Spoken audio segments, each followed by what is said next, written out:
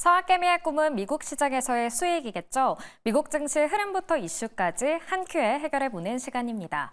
간밤 3대 지수는 엇갈린 흐름을 보였습니다. 오늘은 어떻게 출발하고 있을까요? 어제 약세를 보였던 다우존스 지수, 오늘은 0.11% 오르면서 42,280선 지나가고 있고요. 어제 사상 최고치를 경신한 나스닥 지수 상황도 오늘은 어떤지 살펴보겠습니다. 약보합권에서 움직이면서 18,693선 지나갑니다. 끝으로 S&P 500 지수도 확인해 보겠습니다. 현재 0.09% 떨어진 5,827선 나타내고 있습니다. 그렇다면 미국 현지에서는 현재 어떤 이야기가 화제가 되고 있을까요? 안녕하세요. 네, 뉴욕 증시 전문 유튜버 유선남님과 함께 이야기 나눠보겠습니다. 오늘 어떤 일정에 주목해보면 좋을까요?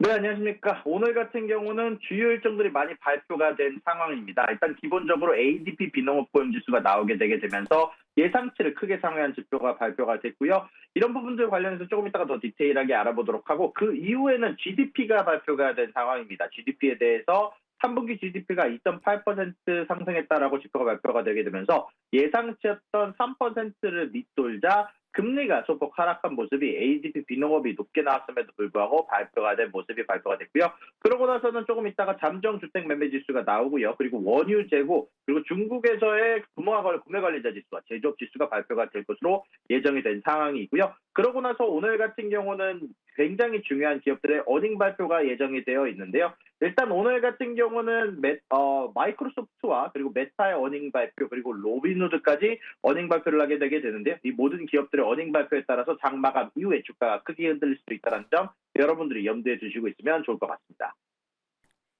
네, 말씀해주신 것처럼 오늘 중요한 일정들이 많습니다. 잘 체크해 보셔야겠고요. 어제 이 시간에 미국의 졸트 보고서를 눈여겨봐야 한다라고 말씀해 주셨는데 여기에 어떤 내용들이 담겼을까요? 네, 일단 오늘 기준으로 발표된 ADP 비농업 고용지수, 어제 발표된 졸트 직장 창출 데이터, 양쪽에서 주목할 만한 부분들이 좀 있는 것 같습니다. 일단 졸트 직장 창출 데이터는 어저께 예상치를 하회하게 되면서 전체적으로 노동시장이 약화되고 있다는 지표가 나왔는데, 오늘 같은 경우는 ADP 비농업 고용지수는 예상치를 2배 가까이 상회하면서 전체적으로 좋다라는 지표가 나왔는데요. 그럼에도 불구하고 양쪽에서 약화되고 있는 지표가 있습니다. 바로 제조업 쪽의 지표인데요. 현재 졸트 직장 창출 데이터 기준으로 해고가 가장 많이 크게 늘었던 지표는 바로 내구재 제조업 쪽이었습니다. 4만 6천여 명 가량 해고 방출이 늘었다라는 지표가 있었고요. 또한 이번에 고용 관련된 지표 ADP 비농업 고용 지수에서도 모든 섹터가 크게 고용이 신장하고 있는 가운데 유일하게 제조업만 19,000여 명에 해당하는 고용 해고가 많이 늘었다라는 지표가 나오게 되게 되면서 전체적으로 제조업 쪽 지표가 안 좋음을 시사하는 지표가 나왔고요. 그리고 이런 부분들 관련해서 ADP 비농업 고용 지수는 대부분의 지금 현재 직원 수에 관계없이 모든 지표가 상승하고 있다는 뉴스가 나왔고, 또한 졸트 직장 창출 데이터는 반대로 현재 740만 건으로 전년 대비 190만 감소했고요. 그리고 전달 대비 기준으로도 봐도 60만 건량 감소했다 보니까 전체적으로 졸트 직장 창출 데이터는 좀 안 좋게 나왔고, ADP 고용 지수는 생각보다 크게 높게 나왔다. 그리고 중요한 점은 사실 졸트 직장 창출 데이터는 9월달 지표고요. ADP 비농업 고용 지수는 10월달 지표라 이런 정도의 전체적인 괴리가 있다라고 생각하시면 여러분들이 좋을 것 같습니다. 네, 지표들의 내용 다 설명해 주셨는데요. 다음은 슈퍼마이크로 컴퓨터에 관련된 소식입니다. 이 감사인 변경에 대한 공시가 나왔다는데 어떤 이야기인가요? 네, 현재 어네스트 형이 슈퍼마이크론의 회계사에서 그만두겠다라고 사인 발표를 했는데요. 어네스트 형 같은 경우는 2024년 6월 30일에 마감된 이 SMCI의 회계연도에 대한 감사를 수행하기 위해 2023년 3월에 고용이 되었지만 아직까지 슈퍼마이크론의 재무제표에 대한 보고서를 발행하지 않았다라고 공시가 되어 있는 상황에서 어네스트 형이 이번에 사임서에서 최근에 알게 된 정보로 인해서 경영진과 감사위원회의 진술에 더 이상 의존하거나 신뢰할 수 없고, 경영진이 작성한 재무제표와 연관되지를 원하지 않으며 적용 법률이나 전문적 의무에 따라 더 이상 감사 서비스를 제공할 수 없다라는 결론을 내리면서 사임했다라는 발표가 나오자 최근 들어서 슈퍼마이크로가 공매도 리포트를 맞으면서 여기에서 나왔던 회계 조작에 대한 부분이 아닌가라는 의혹이 크게 증폭이 되면서 현재 주가가 30%가량 하락하고 있다는 소식이 전달이 되기도 했습니다.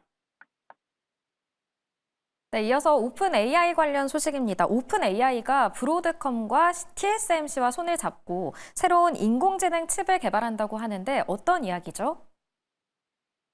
네, 현재 챗GPT의 개발사 오픈AI가 미국 반도체 기업인 브로드컴과 대만 업체 TSMC와 손잡고 자체 AI칩 인공지능 칩 개발에 나선다는 소식이 전달이 됐는데요. 자, 로이터 통신에 따르면 현재 오픈AI는 칩 공급을 다각화하기 위해서 그리고 비용을 절감하기 위해서 다양한 옵션을 검토를 하고 있고 브로드컴과 함께 자체 칩을 개발하고 생산은 TSMC에 맡길 계획이다라고 전달을 했는데요. 다만 급증하는 인프라 수요를 충족하기 위해서는 엔비디아의 칩과 그리고 AMD 칩도 추가로 사용할 계획이다라고 발표를 했습니다. 자, 아무래도 이런 부분들은 엔비디아에게만 AI 칩을 의존하지 않겠다는 전략으로 특히 이런 AI 칩이 마진율이 굉장히 높게 책정이 되게 되면서 이런 부분들을 통해서 아마 원가 절감을 노리겠다는 소식으로 보이고 있는데요. 오픈 AI는 아직까지는 엔비디아의 주요 고객으로 알려져 있고요. 여기에다가 자체 AI 칩과 AMD의 칩을 사용하는 등 칩 공급을 다양화하겠다라는 취지로 보이고 있습니다.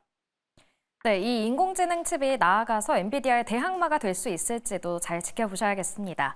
끝으로 중국 관련 소식인데요. 유럽연합이 이 중국산 전기차에 높은 관세를 부여할 수 있다라는 소식 전해주신 적이 있는데요. 이 관세 폭탄 시작이 된 건가요? 네, 맞습니다. 유럽연합이 중국산 전기자동차에 대해서 최대 45.3%의 고율 관세를 부과하기로 최종적으로 확정이 됐고 시행이 됐습니다.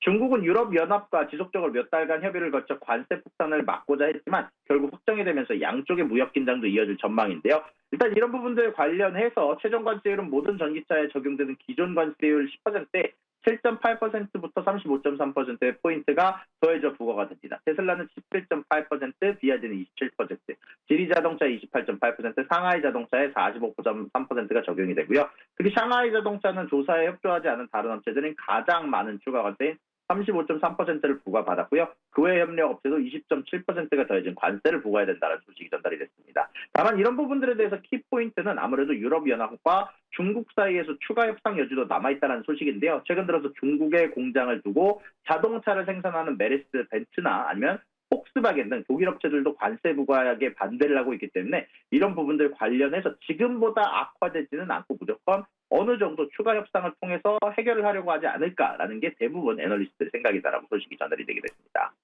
네, 추가 협상이 잘 해결될지 지켜봐야겠습니다. 오늘 말씀은 여기까지 듣겠습니다. 지금까지 미국 증시 전문 유튜버 유산남님과 함께했습니다.